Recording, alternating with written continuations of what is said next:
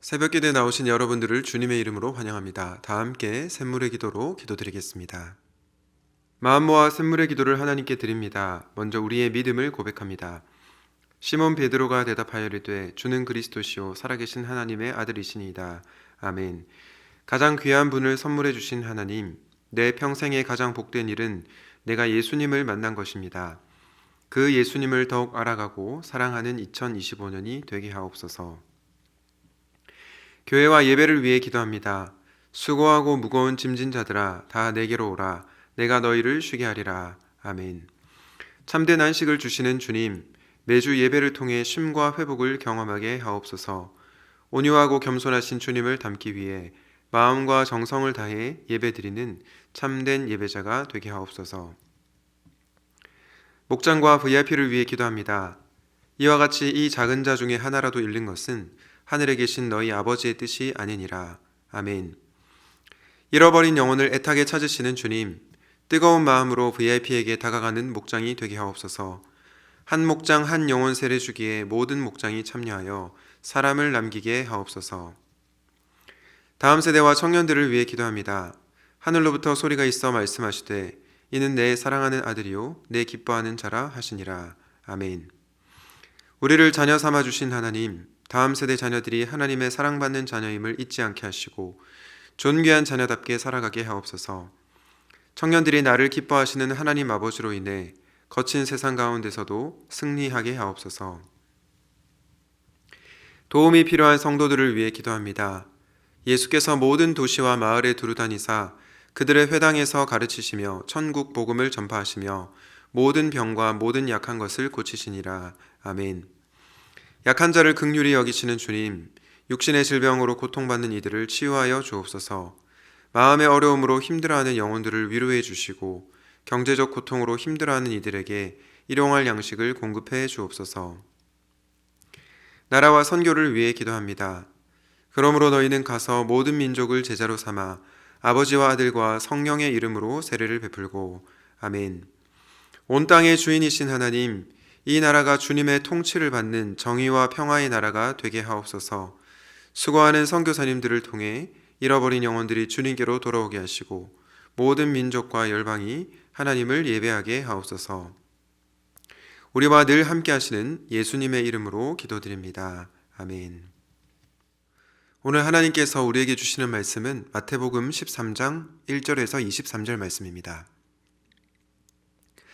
그날 예수께서 집에서 나가사 바닷가에 앉으심에 큰 무리가 그에게서 모여들거늘 예수께서 배에 올라가 앉으시고 온 무리는 해변에 서 있더니 예수께서 비유로 여러 가지를 그들에게 말씀하여 이르시되 씨를 뿌리는 자가 뿌리러 나가서 뿌릴새 더러는 길가에 떨어짐에 새들이 와서 먹어버렸고 더러는 흙이 얕은 돌밭에 떨어짐에 흙이 깊지 아니하므로 곧 싹이 나오나 해가 돋은 후에 타서 뿌리가 없으므로 말랐고 더러는 가시 떨기 위에 떨어짐에 가시가 자라서 기운을 막았고 더러는 좋은 땅에 떨어짐에 어떤 것은 100배 어떤 것은 60배 어떤 것은 30배의 결실을 하였느니라. 귀에 있는 자는 들으라 하시니라. 제자들이 예수께 나와 이르되 어찌하여 그들에게 비유로 말씀하시나이까. 대답하여 이르시되 천국의 비밀을 아는 것이 너희에게는 허락되었으나 그들에게는 아니 되었나니 무릇 있는 자는 받아 넉넉하게 되되 없는 자는 그 있는 것도 빼앗기리라.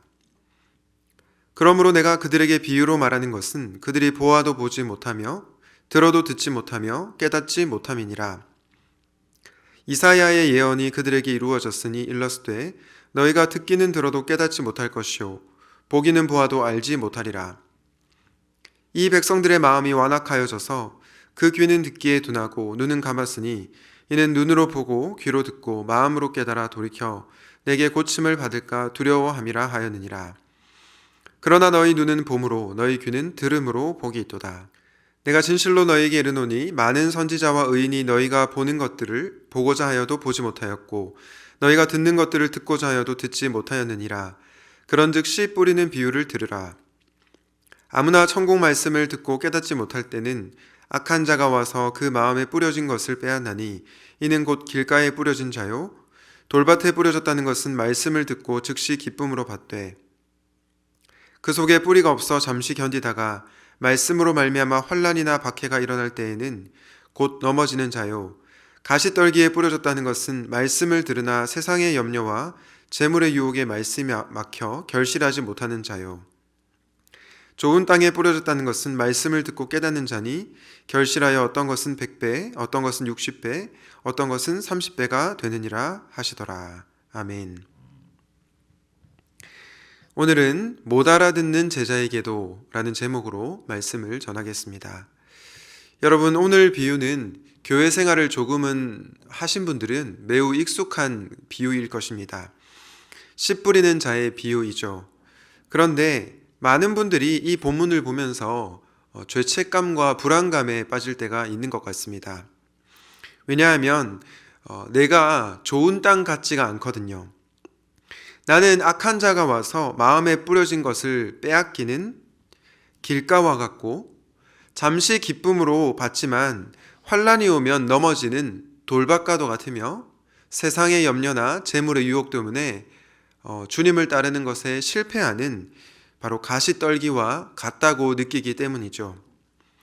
그래서 이 본문을 들을 때마다, 읽을 때마다 내가 말씀에 오늘도 실패했구나, 순종하는 것에 실패했구나 라는 생각을 하며 죄책감과 불안감에 빠질 때가 있는 것 같습니다. 그러나 저는 오늘 본문을 묵상하는 가운데 이 본문이 우리에게 죄책감과 불안감을 주는 본문이 아니라는 생각이 들었습니다. 그 내용을 여러분과 함께 나누고자 합니다. 오늘 본문을 통해서 우리가 첫 번째로 붙잡아야 할 메시지는 뭐냐면 행동 이전에 들음이 중요하다라는 것입니다. 들음의 중요성입니다. 여러분, 많은 분들이 기독교를 행함의 종교라고 생각합니다. 실제로 야고보서 말씀에도 행함이 없는 믿음은 죽은 것이다 라고 하지 않습니까? 그런데 잘 한번 생각해 보십시오. 행함이 없는 믿음은 죽은 것이다 라고 말한 야고보조차도 행함이 없는 믿음은 죽은 것이라는 메시지를 전하였습니다. 그리고 그 메시지를 받는 수신자들이 있었던 거죠. 다시 말해서 말씀을 먼저 들은 뒤 행동하게 되었다는 것입니다. 모든 행동의 기초에 들음이 있습니다. 그래서 저는 기독교를 행함의 종교 이전에 들음의 종교라고 생각합니다. 특히나 오늘 본문은 그것을 강조하는데요. 마태복음 13장 9절과 18절 말씀을 보겠습니다. 귀 있는 자는 들으라 하시니라. 그런즉 씨 뿌리는 비유를 들으라. 예수님께서 제자들을 향해서 뭐라고 말씀하십니까? 행동하라고 하십니까? 실천하라고 하십니까? 그렇지 않죠. 9절에 들으라, 18절에 들으라. 들음에 대해서 강조하고 있습니다. 왜냐?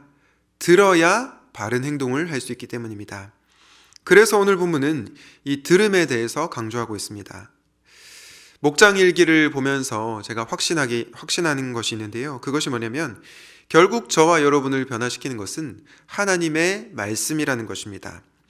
왜냐하면 목장일기에 지난주일 설교 말씀을 듣고 이렇게 살아야 되겠다라고 결심을 한 분들도 계시고요. 실제로 말씀을 듣고 나서 우리의 삶이 변화된 분들도 많이 계시기 때문입니다. 이런 점에서 저는 말씀을 듣는 것은 너무나 중요하다는 생각이 듭니다. 바라기는 행동 이전에 들음이 중요하다는 이 진리를 놓치지 마시기를 주님의 이름으로 축원드립니다. 오늘 본문을 통해서 두 번째로 주시는 메시지는 이것입니다. 너희는 언젠가 깨닫게 될 것이다.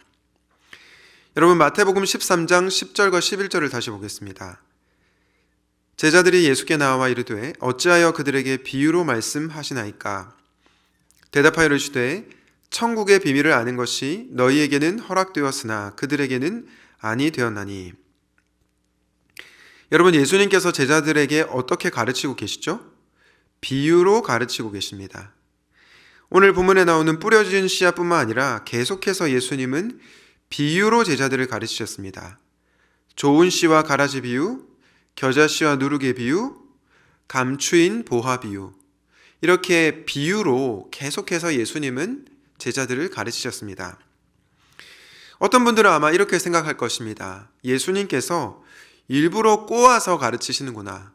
제자들을 못 알아듣게끔 만들기 위해서 비유로 가르치시는구나. 이렇게 오해하실 수 있습니다. 그러나 여러분, 절대로 그렇지 않습니다. 왜 예수님께서 굳이 못 알아듣게끔 일부러 꼬아서 가르치시겠습니까? 그런데도 우리가 못 알아듣는 이유는 뭐냐면 저와 여러분의 마음이 부패하였기 때문입니다. 영적으로 우둔하여서 들어도 당장 깨닫지 못하기 때문입니다. 예수님이 어렵게 말씀하셔서 그런 것이 아니라는 것이죠. 그런데 방금 읽은 마태복음 13장 10절과 11절에 예수님께서 제자들에게 뭐라고 말씀하셨습니까? 천국의 비밀을 아는 것이 너희에게는 허락되었다. 다른 사람들에게는 허락되지 않았지만 천국의 비밀을 너희는 깨닫게 될 것이다 라고 말씀하고 있는 것입니다. 비록 지금은 영적으로 우둔하여 말씀을 당장 깨닫지 못한다고 하더라도 하나님의 때에 깨닫게 될 것이라는 말씀입니다. 그러므로 오늘 우리가 읽은 이 본문은 저와 여러분에게 불안감을 심어주는 그런 본문이 아니라 희망을 주는 본문입니다. 비록 우리가 지금은 깨닫지 못하지만 하나님의 때에 깨달을 것이라는 그 기대감 말입니다. 제가 대학교 1학년 때 주일에 설교 말씀을 듣는데 설교 말씀이 지루하기도 하고 또 이해도 안 되고 그런 경험을 한 적이 있습니다. 그래도 모태신앙인지라 주일 예배의 자리를 빠질 수는 없었습니다. 그런데 참 놀라운 사실은요, 해가 지나갈수록 시간이 흐를수록 그 말씀이 깨달아지는 은혜가 있었다는 것입니다. 그러면서 하나님께서 나에게 이 복음의 비밀을 깨닫게 해주시는구나 라는 생각이 들었습니다. 그 다음부터는 말씀을 들을 때 그 말씀 한 구절 한 구절이 꿀송이처럼 다가왔습니다. 사랑하는 샘물 성도 여러분, 여러분은 예수님을 따르는 제자가 되기를 원하십니까? 그렇다면 안심하셔도 좋습니다. 왜냐? 교회 바깥에 있는 사람들은 깨닫지 못할지 몰라도 여러분은 언젠가 깨닫게 될 것이기 때문입니다. 다른 사람은 몰라도 제자인 여러분들은 알게 될 것입니다. 이 희망을 붙들고 기대함으로 신앙생활을 하시기를 주님의 이름으로 축복합니다. 지금까지 저는 듣는 것이 중요하다는 말씀을 전했고요. 언젠가 너희가 깨닫게 될 것이라는 말씀을 전했습니다. 마지막으로 우리가 기억해야 할 메시지는 무엇일까요? 바로 못 알아듣는 제자에게도 말씀하시는 예수님입니다. 못 알아듣는 제자에게도 말씀하시는 예수님. 우리는 뿌려진 씨앗 비유를 보면서 나는 어떤 밭인가 하는 것에 관심이 많습니다. 다시 말해서 내가 길가일까? 돌밭일까? 아니면 가시떨기일까? 아니면 좋은 땅일까? 이런 고민들을 많이 하죠. 그런데 이런 생각을 하면서 우리가 놓치는 진리가 있는데요. 그것이 무엇입니까? 예수님께서는 어떤 땅이든 상관없이 말씀을 전하셨다는 것입니다. 특히 못 알아듣는 사람에게조차도요. 우리가 지금 당장 좋은 땅이 아니어도 괜찮다는 것입니다. 현재 내가 길가이든 돌밭이든 가시떨기든 상관이 없다는 것입니다. 왜냐? 예수님은 못 알아듣는 제자에게도 말씀하시는 분이시기 때문입니다. 언제까지요? 알아들을 때까지요. 저는 이것이 너무나 큰 은혜라고 생각합니다. 마태복음 26장 31절과 32절에 보면 예수님께서 제자들을 향해서 너희가 오늘 밤에 다 나를 버릴 것이라고 말씀하십니다. 그리고 살아난 후 너희보다 먼저 갈릴리로 갈 것이라고 말씀하셨죠. 제자들은 이 말씀의 의미를 깨닫지 못했습니다. 심지어 베드로는 엉뚱한 대답을 하죠. 모두가 주님을 버릴지라도 저는 결코 주님을 버리지 않겠습니다. 하지만 여러분, 베드로가 어땠습니까? 큰 소리 뻥뻥 쳤지만 결국 예수님을 배반했습니다. 여러분, 예수님께서 베드로가 그분을 배신할 것을 몰랐겠습니까? 당연히 아셨습니다. 그럼에도 불구하고 예수님은 계속해서 못 알아듣는 제자 베드로에게 말씀하셨습니다. 그 제자가 못 알아듣고 자신을 배신할 것을 알면서도 말입니다. 다시 말해서 베드로가 말씀을 듣고 30배, 60배, 100배 결실을 맺는 좋은 땅이어서 그에게 말씀하신 것이 아니라는 것입니다. 그는 예수님을 배신할 좋지 않은 땅이었습니다. 그럼에도 불구하고 예수님은 그 못 알아듣는 제자에게 말씀하셨다는 것입니다. 그래서 저는 이 예수님이 너무나 좋습니다. 왜요? 그분은 못 알아듣는 저와 여러분에게도 알아들을 때까지 계속해서 말씀하시는 분이시기 때문입니다. 비록 우리도 베드로처럼 예수님을 배반하지만 또다시 예수님은 저와 여러분에게 찾아오셔서 말씀하시는 분이라는 것입니다. 사랑하는 여러분, 예수님은 좋은 땅이 아닌 저와 여러분을 사랑하십니다. 그래서 못 알아듣는 우리에게 끊임없이 말씀하십니다. 그러므로 우리가 해야 할 일은 무엇입니까? 날마다 말씀의 자리에 앉아 있는 것입니다. 어제 실패했다고 낙심해서 돌아갈 것이 아니라 오늘 다시 그분의 말씀을 들어야 합니다. 바로 그때 그 말씀이 저와 여러분을 새롭게 하는 것입니다. 못 알아듣는 제자에게도 말씀하시는 예수님의 사랑을 기억하고 날마다 말씀을 듣는 자리에 있는 여러분 되시기를 주님의 이름으로 축복합니다. 말씀을 맺겠습니다. 오늘은 못 알아듣는 제자에게도 라는 제목으로 말씀을 전했는데요. 사랑하는 성도 여러분, 여러분이 좋은 땅이 아니라고 해도 불안해하거나 죄책감에 빠지지 마십시오. 여러분이 비록 지금은 부족하더라도 예수님을 따르기 원한다면 언젠가는 깨닫게 될 것입니다. 그리고 예수님께서는 그런 저희를 인내하시며 계속해서 못 알아듣는 저와 여러분에게 말씀하실 것입니다. 이 사실을 믿음으로 받으시고 날마다 말씀을 듣는 가운데 언젠가 30배, 60배, 100배 결실을 맺는 사랑하는 모든 성도님들 되시기를 주님의 이름으로 축원드립니다. 아멘. 오늘 말씀을 기억하면서 이렇게 기도하면 좋겠습니다. 못 알아듣는 저희를 내치지 않으시고 계속해서 말씀하시는 예수님의 은혜에 감사합니다. 날마다 말씀을 듣는 자리로 나아가기를 결단합니다. 이렇게 기도하도록 하겠습니다.